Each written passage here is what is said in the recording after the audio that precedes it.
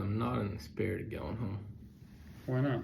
You just don't want to sit in. I love my kids. There's work to be done. I have a company I got to work on, and going home just puts me in a comfort zone.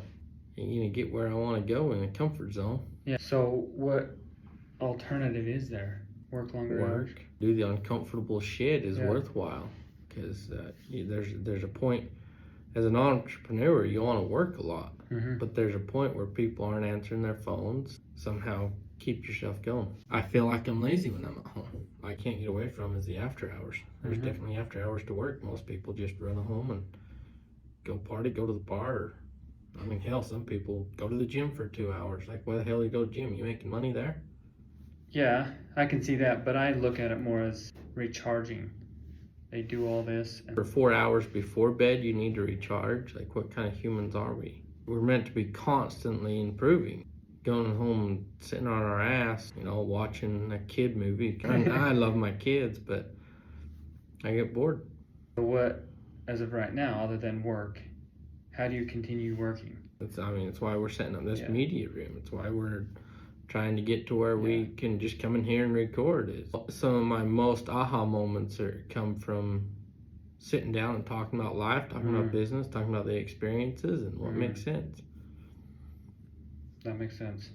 How much should you read? I love audiobooks. I love reading. I woke up at 6 o'clock and read for 45 minutes and then turned on an audiobook. Learned a lot in that reading, but how much can you read? You got to put it to action. You can't always be reading. Everybody says read 2 books a week. When you going to act on that? Reading makes you future money. It doesn't make you immediate money. 2 books a week? That's a shit ton of reading. Yeah, it's just gurus out on the internet trying to be cool.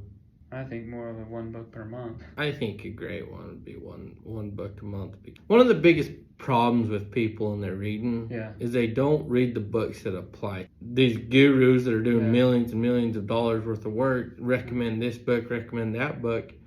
So they go read it, and then they can't put anything to action. They need to go read the books that fit who you are today. Well, the guru is talking about, because that book helped them and where they're at. But the people that watch it can't connect the dots, saying this book is way ahead of me.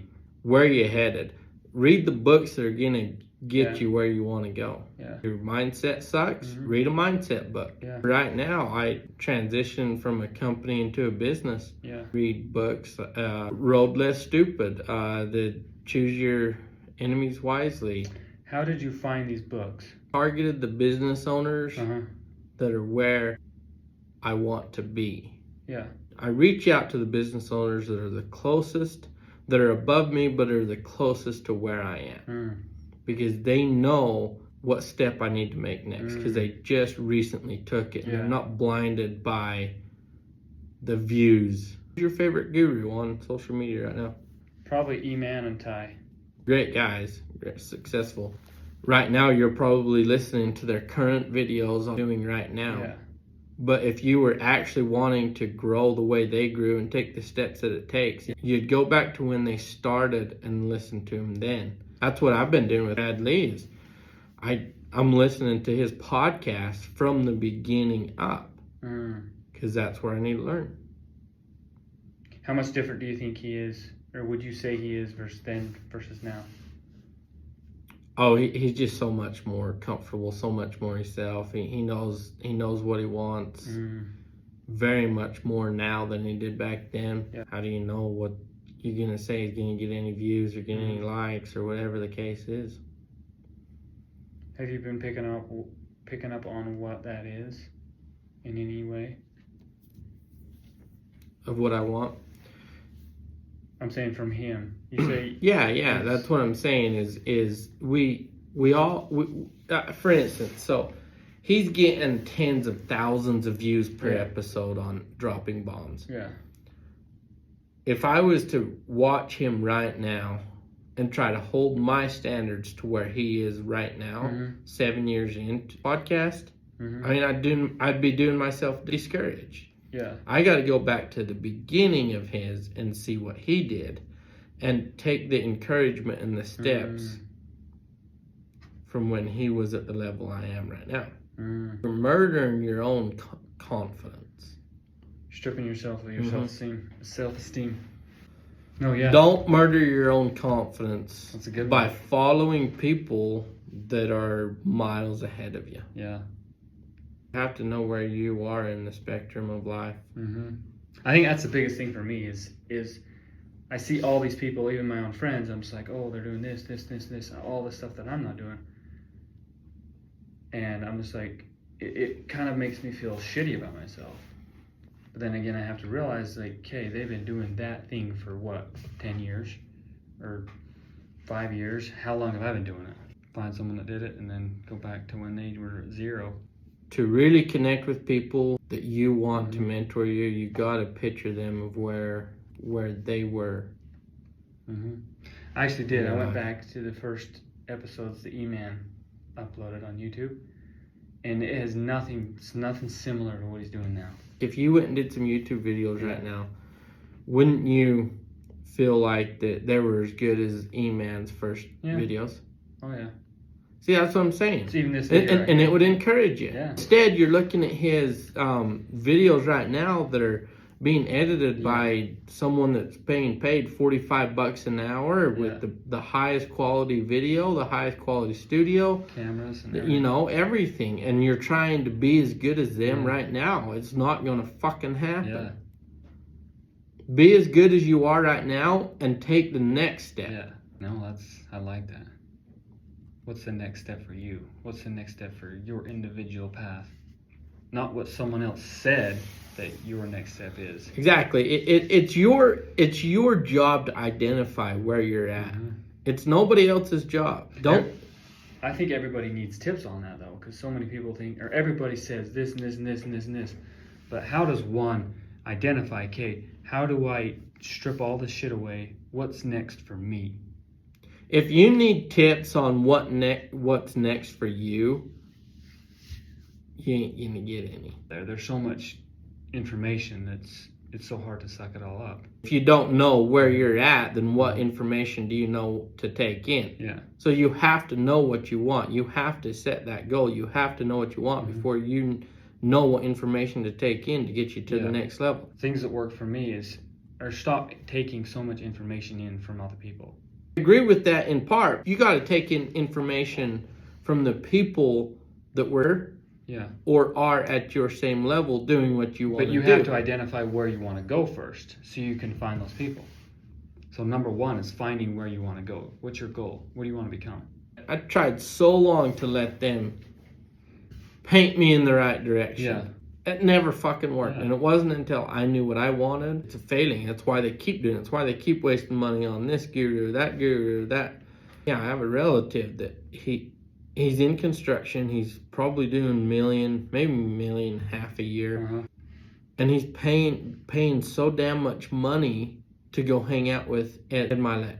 Milet is so far above. Well, that's his problem. That's what I'm saying. You have to identify yourself. And target the people that are closest to where you're at because they are the ones that know what the new step is. And the step you should have took 10 years ago is not going to be the same step today. But for Ed, the world is changing. For Ed Milet to give Fred advice, he almost have to think about it for 20 minutes to say, okay, that was so fucking long ago. If it's not documented, it's made up in large portion. So kudos to all these gurus, but they're not giving the right advice to the right people.